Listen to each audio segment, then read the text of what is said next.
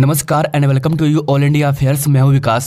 दोस्तों आपको तो पता ही होगा कि अभी ब्रिक्स समिट चल रहा है और ये 15वां ब्रिक्स समिट है। दोस्तों इस बार के ब्रिक्स समिट में बड़े बदलाव हुए हैं। ब्रिक्स समिट में 5 देश थे लेकिन 6 और देश ब्रिक्स समिट में जुड़ चुके हैं और ये एक बड़ा बदलाव है। भारत नहीं चाहता था कि कोई और कंट्री ब्रिक्स में ऐड हो, लेकिन चाइना चाहता था कि उसके जो करीबी कंट्री है वो इसमें जुड़े और हुआ भी कुछ ऐसा ही।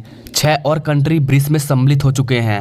पहला है Argentina, Iran, United Arab Emirates, Saudi Arab, Ethiopia and Egypt. ये 6 कंट्री हैं जो ब्रिक्स में जुड़ चुके हैं और अब ब्रिक्स में कुल 11 कंट्री शामिल है। अब सवाल ये है कि क्या ब्रिक्स का नाम चेंज किया जाएगा, क्योंकि गाइस ये जो ब्रिक्स वर्ड है ये 5 देशों के नामों के फर्स्ट लेटर पर रखा गया है। B for Brazil, R for Russia, I for India, C for China and S for South Africa. BRICS का जो पहला समिट है वो 2009 में रसिया में हुआ था और उस टाइम इसमें 4 ही कंट्री शामिल थे, BRIC। इसमें साउथ अफ्रीका नहीं था, लेकिन 2010 में साउथ अफ्रीका ऐड हुआ, इसलिए इसका नाम हो गया BRICS ब्रिक्स। ब्रिक्स में 5 ऑफिशियल लैंग्वेज हैं, Portuguese, Russian, Hindi, Mandarin and English. Guys अब आपके मन में सवाल होगा कि ब्रिक्स कंट्री इतना इंपॉर्टेंट क्यों है और इसका सम्मेलन हर साल क्यों होता है।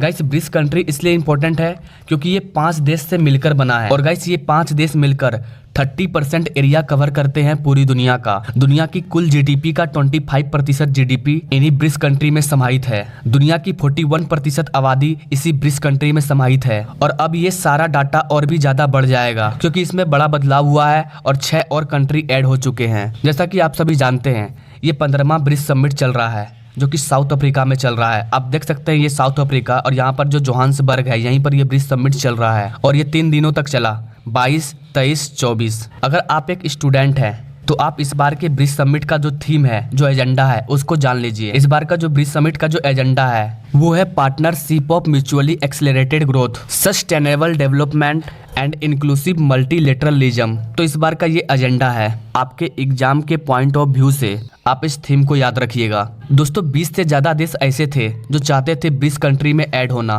ब्रिक्स का हिस्सा बनना, लेकिन अभी के लिए 6 कंट्री इसमें ऐड किया गया है। इन 6 देशों के ऐड होने के बाद अब ये 11 देशों का मेंबरशिप बन गया है। हो सकता है कि आगे और भी कंट्री इसमें ऐड हो। गाइस यहाँ पर जो चाइना है वो पाकिस्तान को भी ब्रिक्स कंट्री में ऐड करना चाहता था, शामिल करना चाहता था, लेकिन भारत ने ऐसा होने नहीं दिया। चाइना सऊदी अरब को भी इस समिट में इंक्लूड करना चाहता था क्योंकि सऊदी अरब चाइना का पार्टनर बन चुका है और यूएस और सऊदी अरब का जो रिलेशन है वो अभी ठीक नहीं चल रहा है। ऐसे में भारत नहीं चाहता है कि ब्रिक्स कंट्री में वो कंट्री शामिल हो जो चाइना के करीबी हैं। अगर ऐसा होता है तो चाइना हर बात पर दबाव बना सकता है क्योंकि उसके अपने मित्र कंट्री उसमें होंगे और वो चाइना को सपोर्ट करेंगे और जिसका वोट ज्यादा होगा उस चीज को मानना होगा। वैसे भारत ने पाकिस्तान और सऊदी अरब दोनों को ऐड होने नहीं दिया है, बाकी 6 कंट्री ऐड हुए हैं।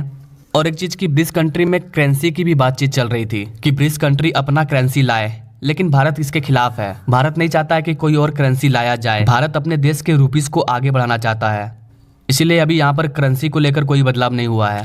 आगे देखते हैं क्या होता है। आई होप कि गाइस आपको ये जानकारी अच्छी लगी होगी। मिलते हैं नेक्स्ट वीडियो में नई जानकारी के साथ, तब तक के लिए जय हिंद।